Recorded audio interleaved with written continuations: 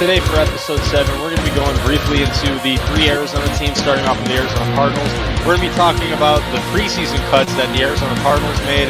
We're going to be talking about the Cardinals trading Cameron Thomas to the Kansas City Chiefs, and Darius Robinson going on the injured list and being out for the first 4 games of the season.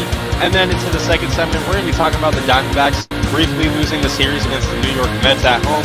The Diamondbacks opening up a 4-game series against their biggest rival, the Los Angeles Dodgers. And we're going to be talking about how the wild card is currently looking in the National League West and in the National League. And then we're going to be briefly talking about Arizona State football, Sun Devils football coming back. And then we're going to be talking about the Phoenix Suns and what is their ceiling this year. And then we're going to be talking lastly about Kevin Garnett saying that the Phoenix Suns will look tough this year. Once again, guys, welcome to the AZ Sports Zone on the IE Sports Radio, your direct feed for all that is sports. I'm your host, Alden.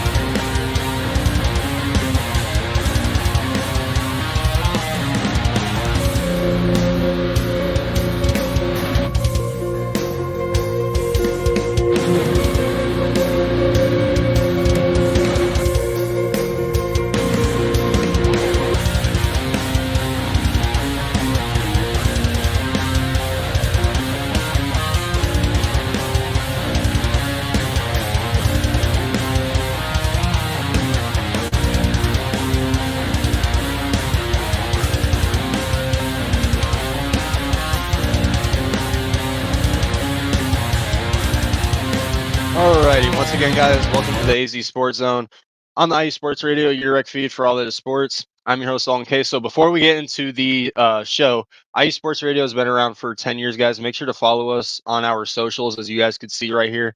And if you missed some of our shows, you guys can check them out right here on many different platforms. And then if you ever get the chance, make sure to check out our website, as you guys could see right here. And then you could also check out our shop, of course, which is basically the same place. And then make sure to check out our custom pages. As you guys could see, mine is right here, but don't just check out mine. Go check out everybody else's as well.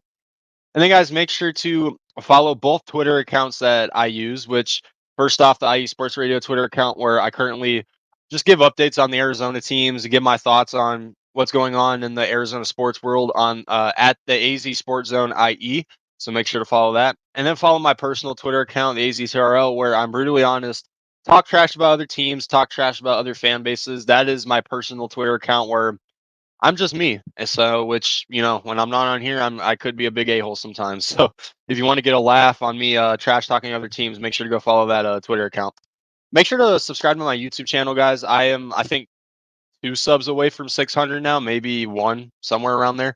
But point is, I'm close to 600, guys, and it would mean a lot if you guys gave me your support. Of course, you know, subscribing is free, so if you can, I would really appreciate it.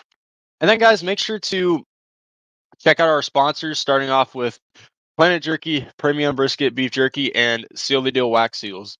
And speaking of our sponsors, before we get into the first segment of the Arizona Cardinals, we're going to be talking. We're going to be going into a quick sponsor break to hear a word from our sponsors. Once again, guys, welcome to episode 7 on the IE Sports Radio, your direct feed for all that is sports.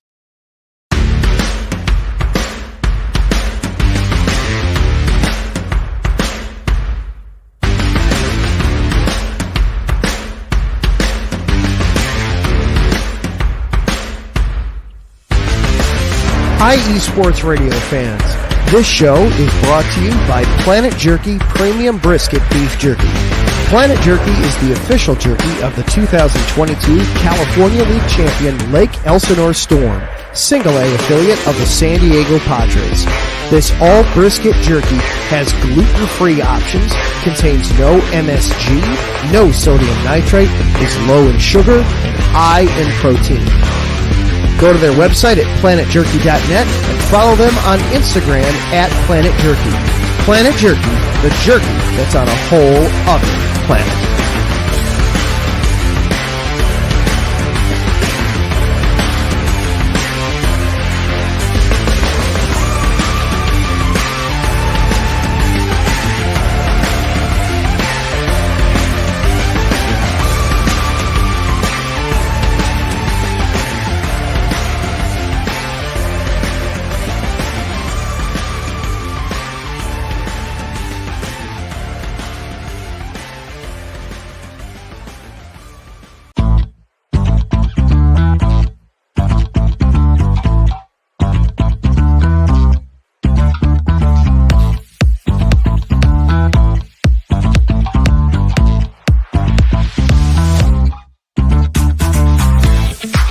there, IE Sports Radio fans. Be sure to check out our sponsor, Seal the Deal Wax Seals by Cecilia B. You just finished your very own wedding or baby shower invitations and you're looking for that extra special touch? Maybe you just wrote a letter to a relative or a friend and you want to add to their smile when they receive it. Then seal the deal with Cecilia's handmade sealing wax stamps for your invitations, letters, and gifts. You bring the deal, we'll bring the seal. You can find them on Instagram at sealthedeal_wax stamps and on Facebook, Seal the Deal Wax Seals.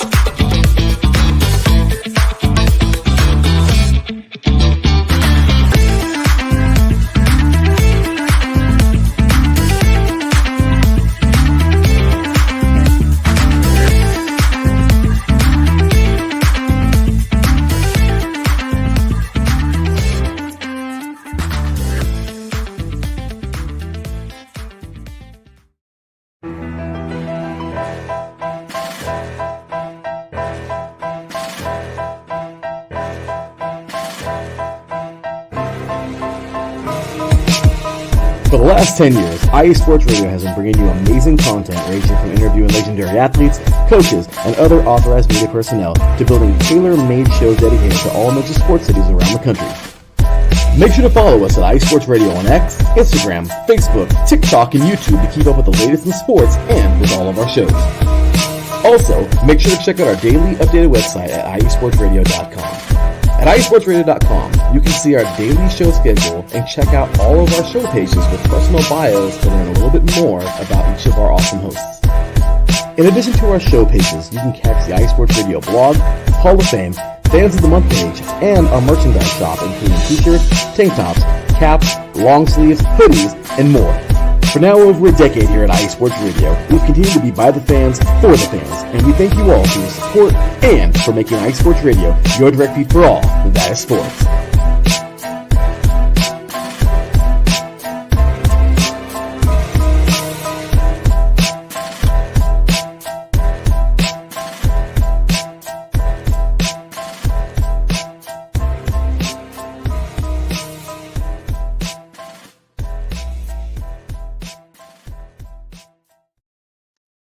Alrighty, guys. Shout out to our sponsors, and of course, shout out to the IE Sports Radio. Like I said in the clip, guys, make sure to go check out everyone else's shows because they got amazing content out there. And if you're a fan of one of those teams, I guarantee you guys will love their show. So, but with that being said, guys, welcome back to the AZ Sports Zone on episode 7. It's already been 7 weeks. I can't believe it. Where's my time going? But we're going to be getting into the first segment, which we always start off with no other than the Arizona Cardinals. And there's quite a bit to talk about regarding the Cardinals. As you guys know, preseason just wrapped up, and the Cardinals made quite a bit of moves that some are questionable, some need to be talked about. So I'm actually going to name every single player that the Arizona Cardinals cut after preseason. A lot of these names that you guys hear, you probably won't even know them. A lot of these guys, some of these guys are still on our practice squad. We just cut them from the 53-man roster. So a lot of guys that they did cut are still on the team, just not on the main roster. So I'm going to get started off on the names right here. I actually have them on my phone. I don't know every single player that they kept on the practice squad. I only know a handful. Some of these players I don't even know. Like they were just a bunch of just extra bodies on the team, I guess. But before I do that, let's get to the comments. What's up, Ralph? How you doing? Yeah, prayers to I can't say his last name, but prayers to the family of Gujarat. Hopefully I'm saying that right. Yeah, I can't believe they both died too. Both brothers died in a car wreck. It's terrible. If you guys are ever driving, please just make sure to just drive safe. Don't drive like an idiot just to save a few seconds of your life, because if you drive too fast or too stupid, you're not just losing a few or gaining a few seconds. You could lose your life. So just make sure you guys are being careful. What's up, Brandon? How you doing, man? But let's get back to this. So the Arizona Cardinals released the following players from the 53 man roster spot. Andre Pacellia, who they brought back on the practice squad. I know that for sure. Marcus Bailey, Chris Barnes, Jackson Barton, Michael Carter, which I found interesting. They brought him back on the practice squad though. TJ Carter, Andre Chicheri, hopefully I said that right. Dan Chisena, Jaden Davis, who they just drafted, but they brought him back on the practice squad as well. Hassan Hall, Marquise Hayes Jr., Bill Hoskins, Keith Ismail, Naquan Jones, Tyreek Maddox Williams, Miles Murphy, Trevor Nowowski, Tawan Palmer, Bobby Price, who I'm pretty sure they brought back on the practice squad too. Correct me if I'm wrong. Where was I? Desmond Ritter, which we'll get to that shortly. Bernhard Siekovitz, who they brought back on the practice squad. Tyreek Smith, Ben Still, Blake Whiteheart, Elijah Wilkinson, which also somewhat surprised me. Devad Wilson, Sage Surratt, and then the players who went on the injured reserve. So I'm done with the players that they just cut. Players on the injured reserve are Christian Jones, Tony Jones Jr., who had a decent preseason, so it sucks to see that happen. And then obviously our first round pick, Darius Robinson, which I'll get to Darius Robinson later in this segment. But so some notable cuts that the Arizona Cardinals made. Obviously, it starts off with Desmond Ritter. Obviously, I knew one of our quarterbacks were gonna get cut, whether it was Clayton Tune or Desmond Ritter. And I wasn't surprised when I read Desmond Ritter just because we traded this guy for Rondale Moore, who is gonna miss the rest of the season anyway, over in Atlanta. So at the end of the day, that trade was basically nothing for nothing. But it just sucks that we traded Rondale Moore for basically nothing when I feel like, even though I wasn't really a big Rondale Moore fan, I feel like we could have gotten at least maybe some draft capital for him, but all we got was a third string quarterback that we eventually ended up cutting. So obviously Clayton Tune did outplay Desmond Ritter big time in the preseason. So I knew after like the second game it was going to be Desmond Ritter who did not make the cut. But obviously the quarterbacks that we have are going to be Kyler Murray and Clayton Tune. And I'm sure, I hope Kyler stays healthy, but if he doesn't, we're going to have to sign another quarterback from the practice squad or something like that. But that's how it's looking like as far as our quarterbacks go. I was surprised when we cut Michael Carter. Just because I felt like he had a good preseason, but at the end of the day, if you guys look at our running back core, we got James Conner and Trey Benson, who are going to be the 1-2 punch in the backfield. We had Tony Jones, who we just put on the IR, and then the third string, who was it? DeMercado. So at the end of the day, I knew that, it is what it is. Unfortunately, one of them had to go, and it just happened to be Michael Carter. But we did bring him back on the practice squad. We didn't just cut him. So at the end of the day, in case James Conner gets injured again, which I feel like every single time I talk about these players, they have a history of getting hurt. So I just hope for the love of God that we can stay healthy. But I'm gonna get to health here in a little bit. But before I do that, we got to talk about some crazy drama that went down on Monty Ossenfort's part. So the Cardinals traded Cameron Thomas to the Kansas City Chiefs for a 2025 7th round pick.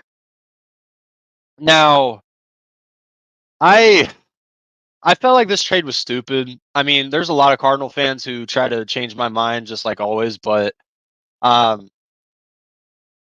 don't get how Cameron Thomas had such a good preseason and we cut him, or not cut him, trade him.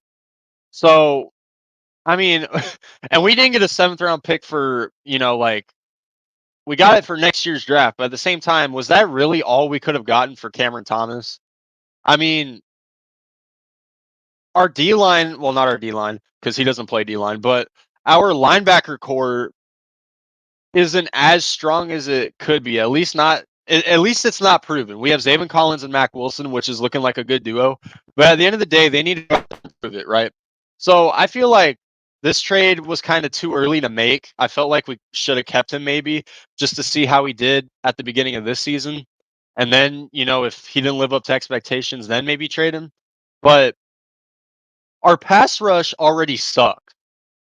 So was it really necessary to make it suck even more before the season even starts? Like, to me, that just didn't make sense. And I feel like week 1 when we play Buffalo, Josh Allen is going to have a bunch of time in the pocket, and he's just going to sit in the pocket like he has like all the time in the world to find an open receiver or just somebody that he can easily dish the ball to, and the Bills are going to keep moving down the field. It's like every single preseason game that I saw, it made me realize that this Cardinals team has no depth. This team really has no depth. Like this preseason, our team was looking terrible. Like I know it's our backups, like our starting unit, I somewhat like, but it's just our depth. And this team has a hard time staying healthy. At least these past couple or few years, even the Cardinals have had a rough time staying healthy. So if one starter goes down, I just don't really see a valuable backup that can really take over. I mean, there were some backups that showed flashes, but at the end of the day, this team, if they, you know, like I said, I feel like every Arizona team in my life just cannot stay healthy for whatever the reason. Um, if one of our starters, much less one of our important starters, go down, we're screwed. At least for that position, we're screwed. So I felt like this trade was completely unnecessary. And when this trade did first happen, I thought to myself, well, Monty Austin for he doesn't make this move unless he's trying to get another pass rusher, right? So when this trade first happened, I was like, wait, is Monty Fort gonna try to bring in another pass rusher, like sign Yannick Ngakoue, maybe try to trade for Hassan Reddick again, even though it failed tremendously the first time? So, and as of August 30th, 2024, Monty Fort, as far as I know, or as far as what I've read, has not tried to bring in another pass rusher. So at the end of the day, this trade looks stupid to me. It would have made sense had we brought in another pass rusher, like, maybe a day or so after the trade, but so far we haven't done that. But who knows? Maybe that'll change. Maybe even during this episode, who knows? For all I know, I'm live on this episode right now. The Cardinals could have maybe made a trade by now, and I don't know about it. So it's just something to think about. I just feel like the depth on this team is so bad that if one of our starters goes down, it's not going to look pretty. So do what you will with that. But moving on. So Darius Robinson. So I said last episode, Darius Robinson has a calf injury. Um, and last week we didn't know if it was going to be season ending. We didn't know if it was going to be like missing a majority of the season. At least at that time we didn't know. And basically, yeah, he went on the IR. So it's not really a guarantee that he's going to come back week 5 because being on the IR means that he's going to miss the first 4 games at least. So that's what the report said, was that Darius Robinson is going to be out for at least the first 4 games. For at least. So it wasn't like a guarantee he was going to come back week 5 or anything like that, but I'm just happy it wasn't season ending. We should all be happy about that because it could have been a lot worse. And honestly, if you look at the first 4 games, Buffalo, I feel like we're gonna get demolished in that game, but it is what it is. The Rams, until we beat Sean McVay consistently, I'm not picking us against the Rams. Week 3 we got Detroit. Even before Detroit became the Detroit Lions that we know now, we were still losing to them. So even if the Lions were a bad team, I would still pick the Lions to beat us. And then week 4 we got the Commanders. So the Commanders game is the only winnable game I really see out of those 4 games. So it's like, is Darius Robinson really missing much? Or not really. I mean, it would be nice to have him. It would give us a better chance to win. But at the end of the day, with or without him, these 4 games I would not see us winning. At least maybe the Commanders game, but other than that, I just don't see a winnable game that we have. So, at the end of the day, Darius Robinson's out for 4 games at least. He might even be out for way more than that for all we know. I'm just glad that it's not season ending and we're at least going to see him at some point this season. But at the end of the day, I just hope that this doesn't turn into, I don't know, just a terrible history that Darius Robinson's going to have of getting hurt. I just hope that this was a one-time injury and he could stay healthy going forward. Because the last thing I would want is for us to draft this guy in the first round and he's just consistently injured over and over again. So, It is what it is. Darius Robinson is out for the first 4 games at least. So he could come back as early as week 5. Who were we playing week 5? I low-key forgot. But anyways. So that's all I got for the Arizona Cardinals segment. And when we get back, I'm going to go on a quick break. But when we get back, we're going to be talking about the Arizona Diamondbacks. And they're coming off a series loss against the New York Mets in Arizona. And we're going to be talking about the Diamondbacks and Dodgers series starting today. It's going to be a great series. It's a 4-game series, too. So we're going to see those two teams play quite a bit here in these next few days. And then we're going to be talking briefly about the NL wild card. So when we get back, we're going to be talking about baseball. So that being said, guys, once again, guys, you're watching the AZ Sports Zone on the IE Sports Radio, your direct feed for all that is sports. What's up, sports fans? You're listening to IE Sports Radio, your direct feed for all that is sports. I'm your favorite West Coast Wisconsinite, Bernie Bango, and if you're a cheesehead, come listen to my show, Big Cheese Sports, where we road trip around America's Dairyland, previewing, reviewing, predicting, debating, and digging into all that is Wisconsin sports at the college and pro levels. Join me on IE Sports Radio, Sundays at 1 p.m. Central Standard. Bernie out.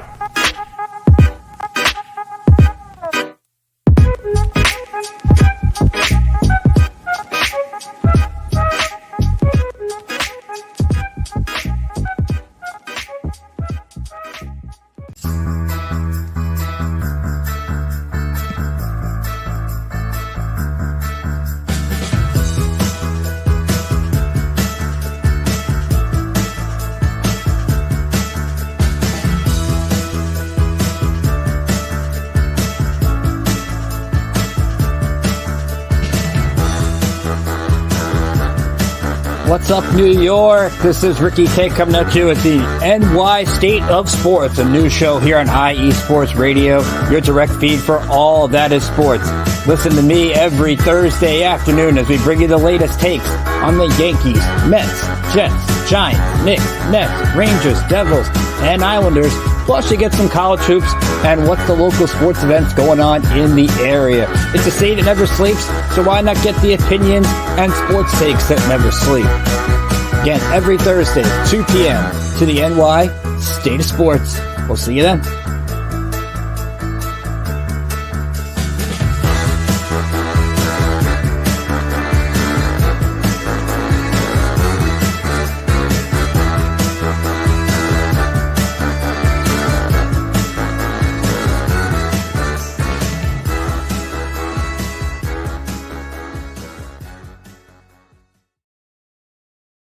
And welcome back to the AZ Sports Zone on the IE Sports Radio, your direct feed for all that is sports. I'm your host, Alden K. If you're just now tuning in, we just talked about the Arizona Cardinals and what they did after the preseason and the moves that they made. So make sure to go check that out if you are just now tuning in, and welcome back.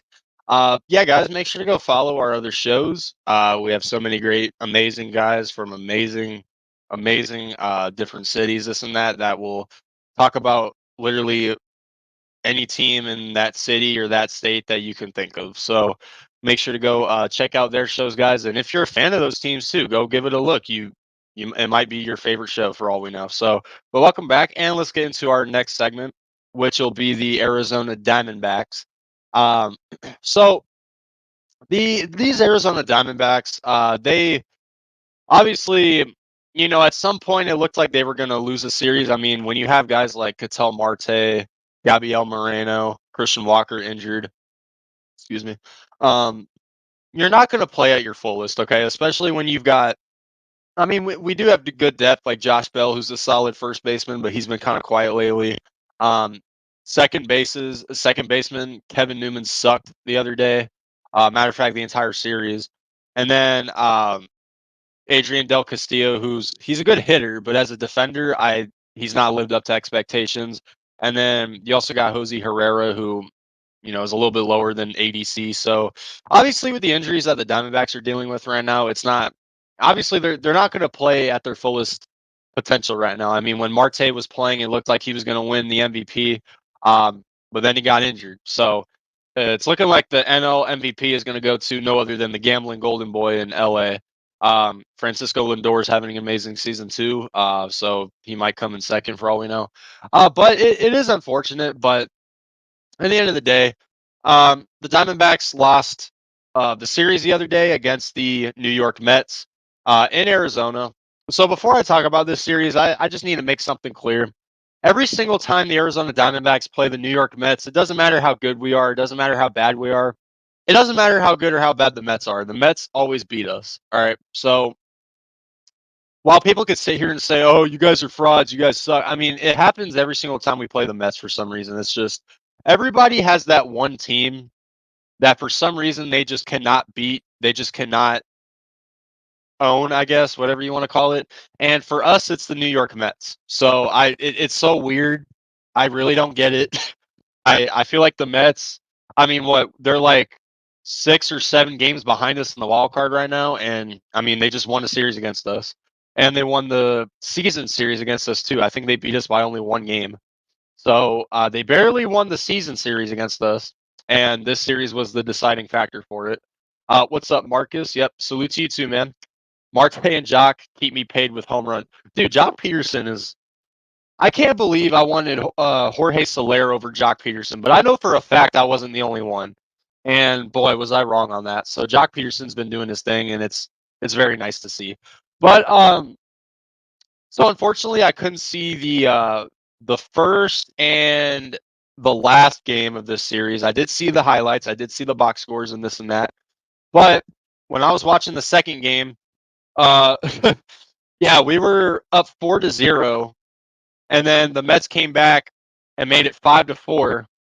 And then Corbin Carroll saved the day with a grand slam on Edwin Diaz too.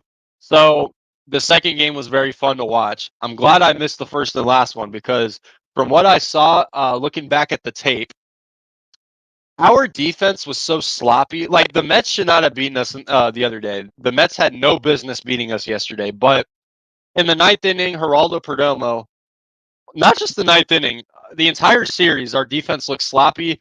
Perdomo, I had no idea what kind of defense he was playing in that series, but it looked absolutely horrendous. Um, Kevin Newman has gotten on my last nerve regarding his defense and even his batting too. Like Kevin Newman, I don't even know why he's still here, but anyway. Um, See, I don't want to rush Ketel Marte back. Or I don't want the team to rush Ketel Marte back. If it were up to me, I probably would have, just because I want this team to win so bad. But it's just I'm so sick and tired of seeing Kevin Newman on second base. It's like Ketel, can you just get healthy already? I know I don't want him to get injured again, but at the end of the day, it's starting to really annoy me the fact that Kevin Newman is his replacement. Um, we also still have Luis Guillorme, um, or as I like to call him, FNG, if you guys know what that means, because he was the new guy. And he looks solid. He didn't play that bad. He hasn't played that bad with us or anything like that. I mean, um, he's had a few RBIs here and there, a couple base hits. He's drawn some walks. So at the end of the day, Guillorme is not playing that bad for us. But we all know what Torey Lovullo loves to do, which is basically just throw these random lineups at these other teams and just call it a day, and we end up losing. So, and it's always the last game of each series as well. I never understand why. But as far as the series went, the Mets just wanted it more. Honestly, I mean, Francisco Lindor went off in the last game the other day. He had a good series overall, but the second game especially, or the third game especially, he went off for a home run. I'm pretty sure he was the one that gave him the ninth inning lead too. So he came up big for the Mets in the last game. Their pitchers, they look pretty good, especially the first and third game, obviously.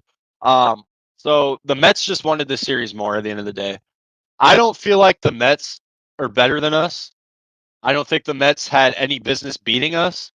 I do feel like this series we beat ourselves a little bit because of the sloppy defense that the Diamondbacks were playing and because of the stupid ass base running that they were doing. I mean, Jock Peterson got caught trying to steal second like so many times in this series. Same thing with Josh Bell. It's like the base running and the defense is what killed us in this series. It's not that the Mets murdered us because they didn't murder us. Each game that they won against us, except for the first game. The first game was a blowout, but the last game was just so half-assed from the Mets. It just came down to stupid base running and stupid defense. That's the reason the Mets beat us. So at the end of the day, this series was it feels like the Tampa Bay series all over again, right? It was just terrible defense and terrible base running, and that's the reason why we lost this series. I don't think the Mets or the Rays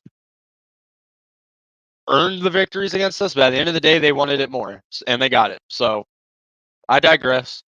The Mets beat us 2-1, and they take the season series overall against us. So let's just hope we stay ahead of the Mets and they don't go on a hot streak. So let's move on to the next topic, which starts today. So we got some business to take care of for these next few days. We're taking on the Los Angeles Frogers in Arizona. We have a 4-game series starting today. It's going to be Clayton Kershaw against Zach Gallen. Excuse me. So Clay Kershaw against Zach Gallen.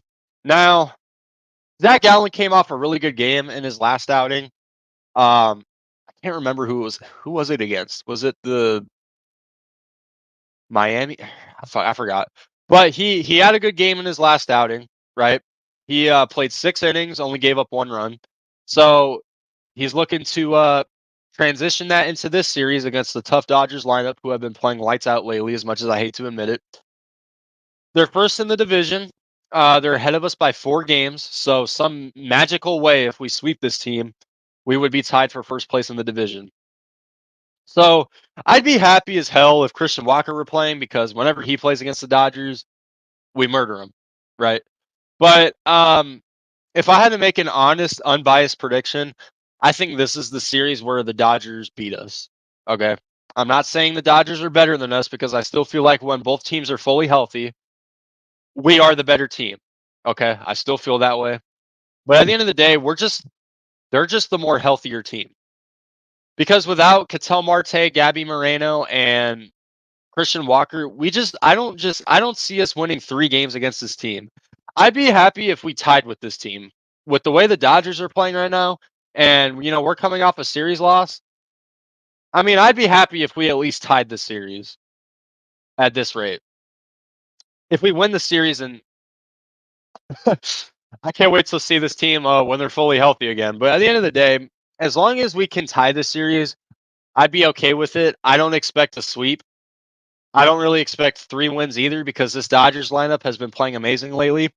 The only way I could see us winning this series, so if you take a look right here, right? I have it on my phone right now, because I'm not going to share my screen because for some reason it gets copyrighted. So I'm going to read it off of my phone right here.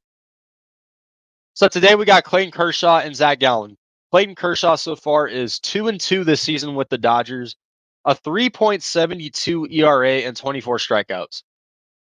Zach Gallen has a 10-6 record, a 3.65 ERA, and 111 strikeouts. So Clayton Kershaw's kind of had a bumpy start this season. I mean, I always knew Father Time was going to catch up to Clayton Kershaw, and it looks like this season it's starting to do that a little bit. Then again, he hasn't played that long. He's coming off an injury, so I'll cut him some slack, even though he doesn't deserve it. And then tomorrow we got Gavin Stone, who's 11-5, a 3.33 ERA, 112 strikeouts, versus Merrill Kelly, who is 4-0, a 3.98 ERA and 32 strikeouts. For this game, Merrill Kelly has kind of had a bumpy start since he came back from injury. And if you look at his career against the Dodgers, it is not pretty at all. The only time Merrill Kelly has beaten the Dodgers was in the playoffs last year, game 1. So the Dodgers being the regular season team that they are, that's one of the games I could see us losing. Because history doesn't lie. Merrill Kelly sucks against the Dodgers, and the Dodgers always get to him. So at the end of the day, Merrill Kelly, hopefully he can bounce back, because we're going to need Merrill Kelly, 2023 Merrill Kelly for the 2024 playoffs. We're going to need that big time. And then Sunday, September 1st, the Dodgers pitcher is to be determined.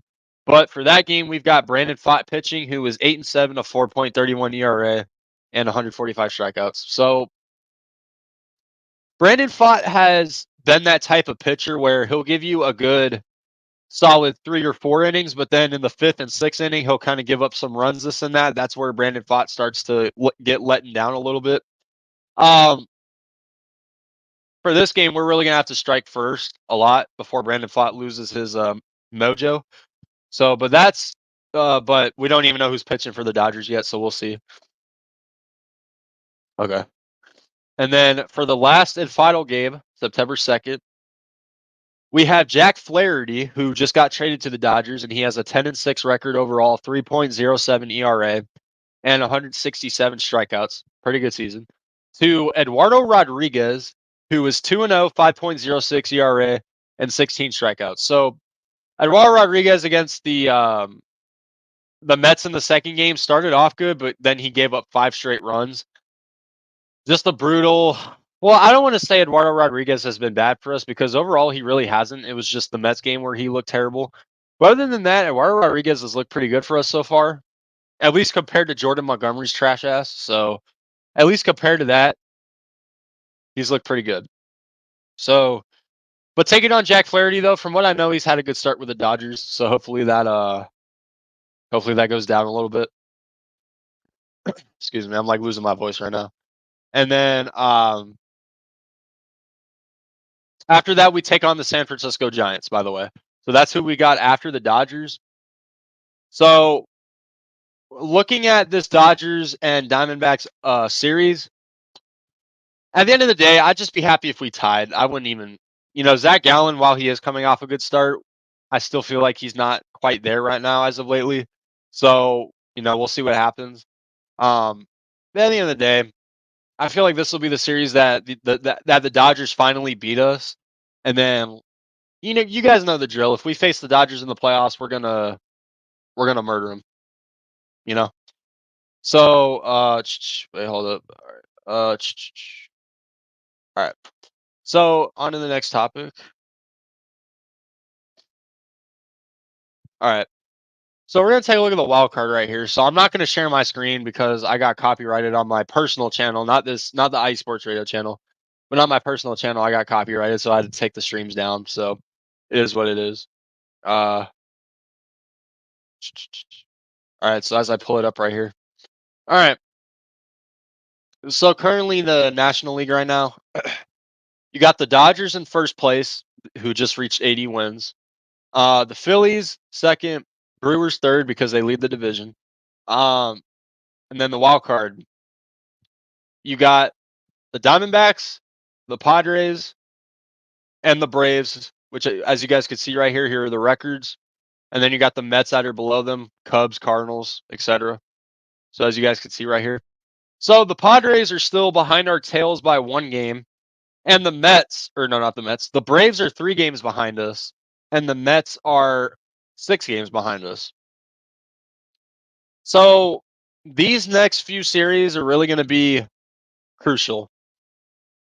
I don't want to say this Dodgers series today is the most important series out of any other series that we have going forward.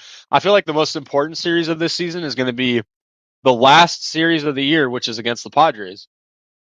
I think it's in Arizona too, so we have a little advantage. So I think that's going to be the most important series out of every other series that we have.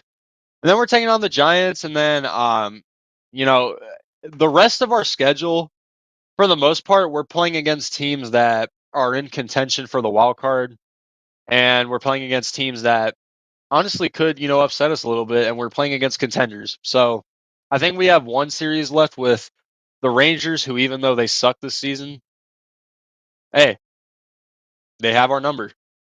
So at the end of the day, it is what it is. So just something to think about. Obviously, it's going to be very crucial, right?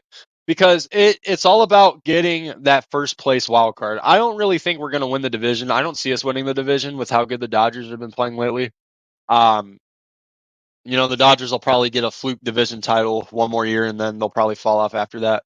But anyway, I feel like, we should really be focused on the first place wild card seeding right now. And if we get that, especially playing against a team like the Padres or the Braves, or somehow if the Mets come back, I mean, you never know. Playing against teams like that, we're going to need the home field advantage, right? Even though we were a very good road team in the playoffs last year, this season, it's all about just playing at home, right? Just playing at home. I think we only lost until the Rangers kicked our ass at home in the World Series, I think we only lost one playoff game at home or something like that. So the Diamondbacks are better at home, right? Obviously, no questions asked. So it's going to be very important, and it's not going to be easy. We don't exactly know. I think Torey Lovello did come out and say that he could expect Marte and Walker to come back in the Giants series. No updates on Gabby Moreno yet. Gabby's most likely going to be out until right before the postseason, which hopefully ADC or Jose Herrera, whoever he throws out there, can just keep it going. But yeah, it's going to be very important. So it's going to be an interesting rest of the way. I think we have 25 games left in the regular season, so it's going to be interesting for the playoff push because as much as I feel like we are going to make the playoffs, guys, 6 games. If we got 25 games left and we're only 6 games ahead, there's a chance if one team happens to be cold, us, and the other team happens to be hot, we're out. Because that's how baseball is, So it's going to be very interesting. But that's the end of the Diamondbacks segment. I'm going to go on. We're going to go on the second break, and when we get back, we're going to be talking briefly about ASU football starting tomorrow. They're taking on Wyoming, and then we're going to be talking, predicting the Phoenix Suns stealing this season, and then we're going to be talking about Kevin Garnett saying that the Phoenix Suns are going to be a tough team this season, which is interesting from Kevin Garnett. But once again, guys, you're watching the AZ Sports Zone on the IE Sports Radio, your direct feed for all that is sports.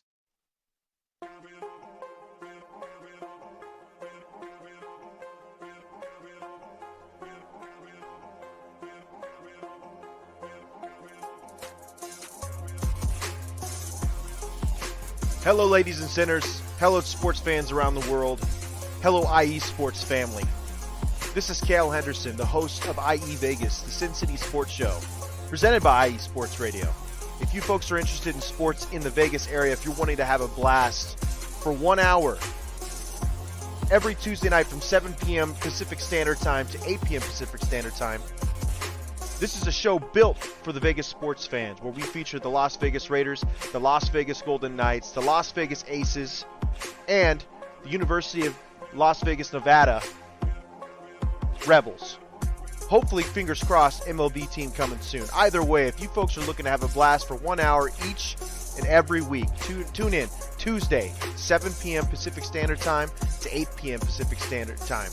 If you folks are interested in Vegas sports news, go to our Twitter at SinCities_IESR, and you can speak with me, the host, Cale Henderson, at Cale_Henderson on Twitter. At any time, be happy to reply. Always want to reach out to our fans. Again, the Sin City Sports Show, presented by IE Sports Radio, your direct feed for all that is sports.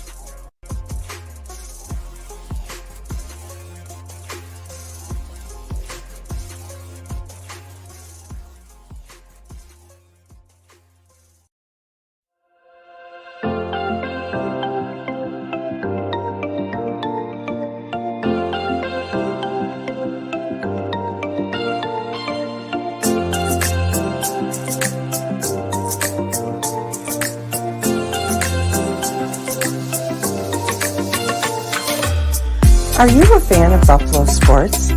Are you thinking of changing loyalties and becoming a Buffalo sports fan? Do you even know where Buffalo is on the map? Did you know Canada is closer to Buffalo than New York City? Welcome to the Buffalo Huddle, every Tuesday night at 7 p.m. Eastern Standard Time and 4 p.m. Pacific Coast Time on IE Sports Radio, your direct feed for all that is sports. I'm your host, Patty Bax. This is a podcast designed for you, the passionate sports fan. I know you love your sports. Who doesn't? I cover Buffalo sports and so much more by bringing in the human elements. I call it Buffalo sports with a twist. Join me as we take a journey into the world of Buffalo sports. I guarantee you'll fall in love with Buffalo just like I did.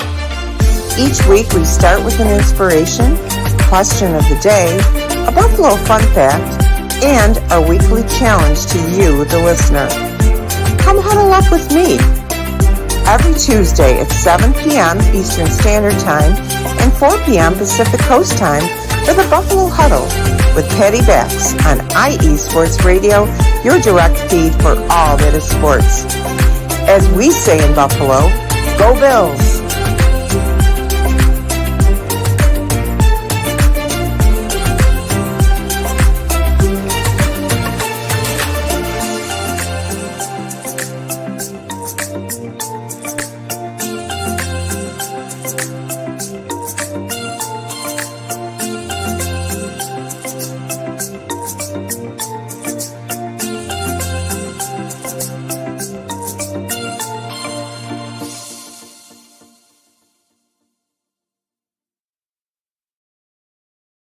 Alrighty, welcome back to the AZ Sports Zone on the IE Sports Radio, your direct feed for all that is sports.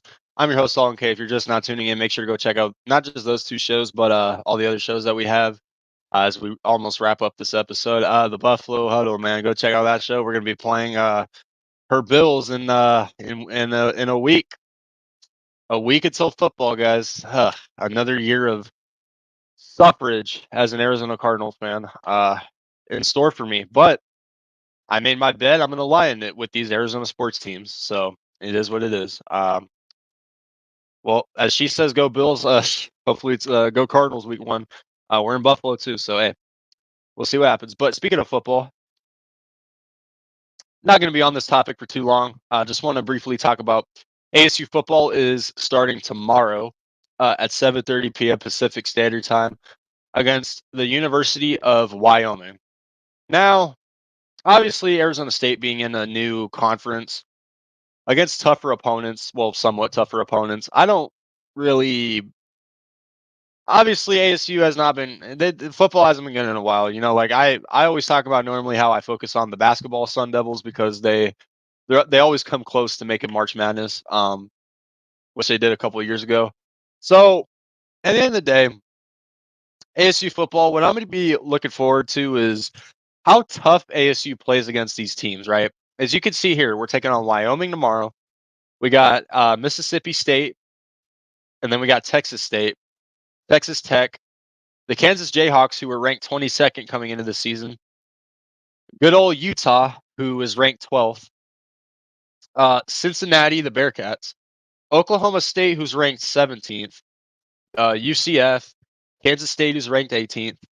BYU, and then of course we end our season against the other Arizona team, the fake Arizona team, the frauds of college Arizona, U of A, who's ranked 21st, surprisingly. So, you know, not a lot of tough opponents, this and that, but at the end of the day, ASU is not really a tough opponent either. So it's going to be interesting. I can't wait. Unfortunately, I won't be able to watch the game tomorrow because I'll be working, but definitely going to keep up with ASU football and see how it goes. Like I said, I'm not expecting too much, but now that they're in a new conference with new opponents, you know, it's kind of weird. They're not really playing a California team anymore. They're not playing USC this year, UCLA. They're not playing any of those teams anymore. So the only team that they really keep on playing from the Pac-12 is obviously U of A, and they're still playing Utah as well. So it's going to be probably a rough season.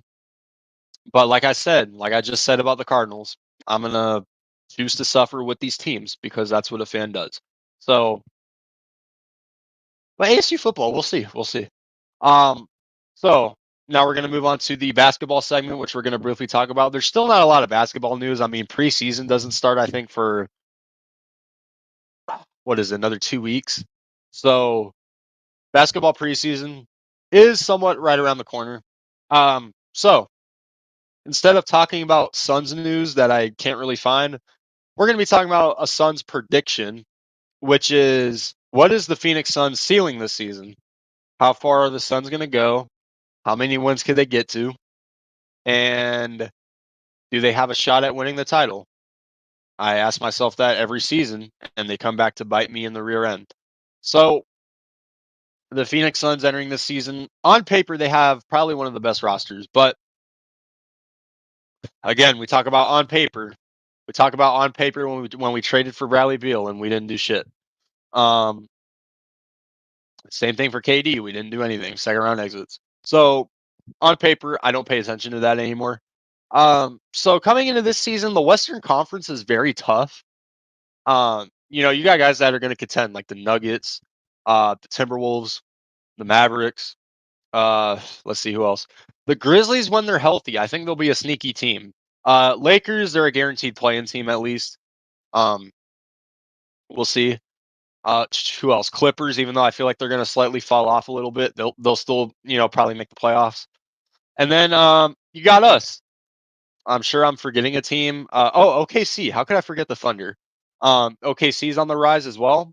So there's a lot of contenders in the Western Conference. I mean, we have teams that are on the rise as well, like the Rockets, the Spurs. We have teams that are heading towards a rebuild, like the Warriors. So the Kings are kind of an iffy team. I'm not really so sure about Sacramento, but we'll see. So it's going to be a tough task, very tough task for the Suns as far as getting a good seeding in the Western Conference with this brand new team, with our brand new coaching staff. I feel like Devin Booker goes through a new coaching staff every year. Like it's quite ridiculous. So, my personal opinion on the Phoenix Suns as far as their ceiling goes this season, I think that this team is going to get no higher than fifth seed.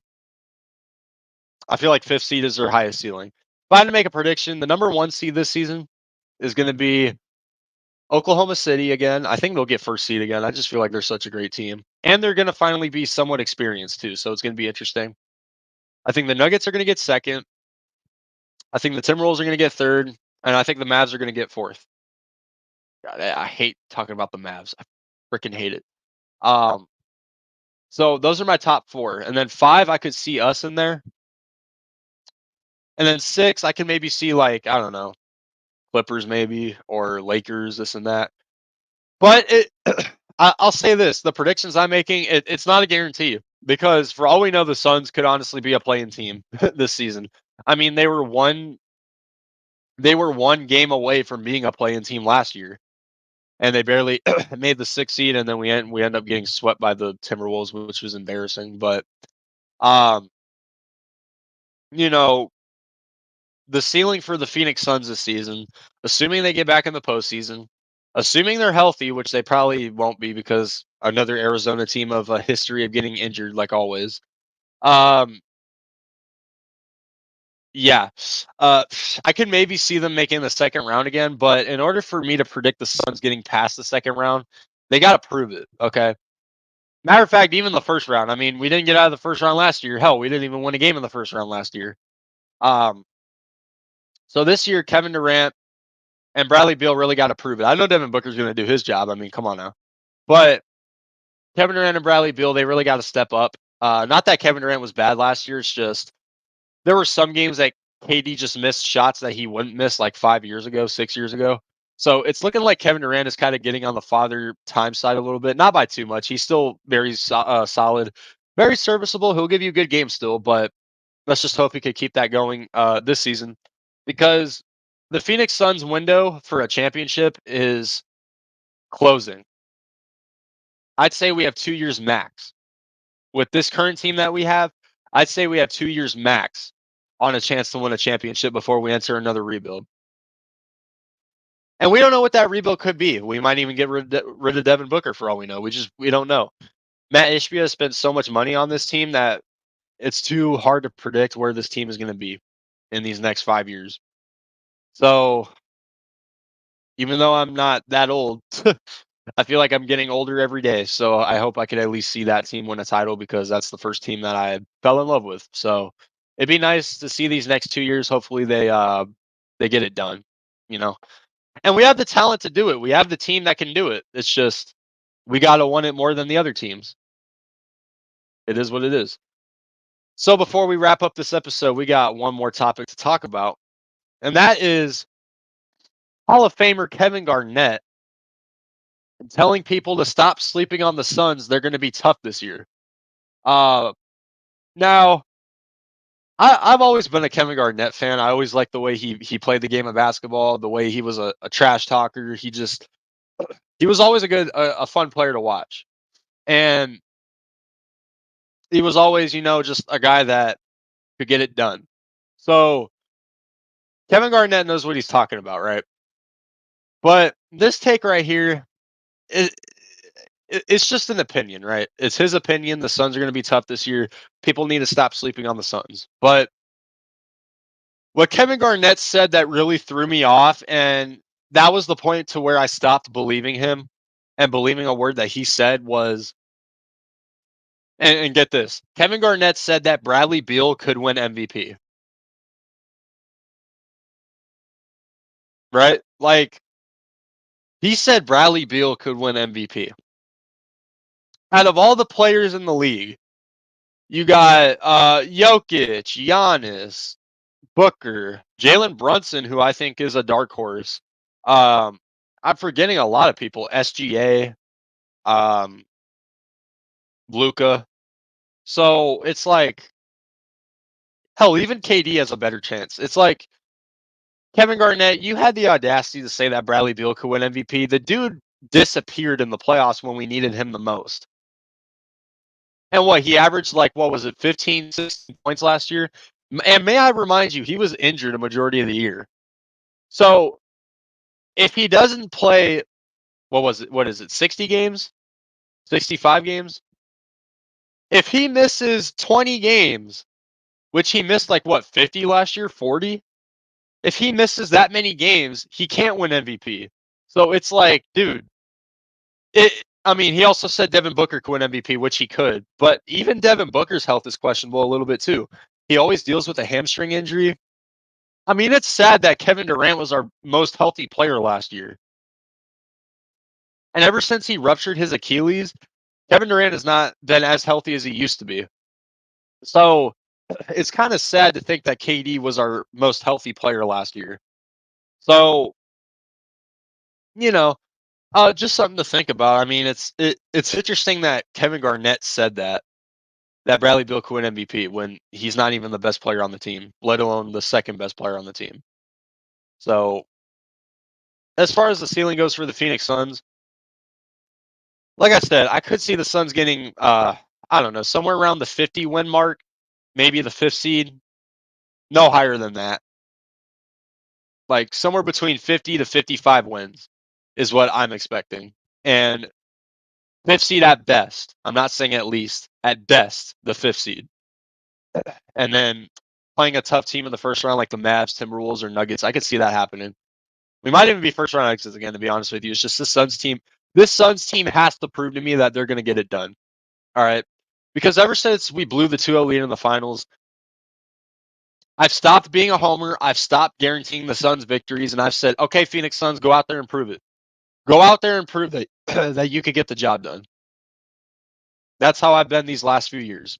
And that's how I'm going to be for the rest of my life regarding any of my teams. Even the Diamondbacks, who are red hot right now.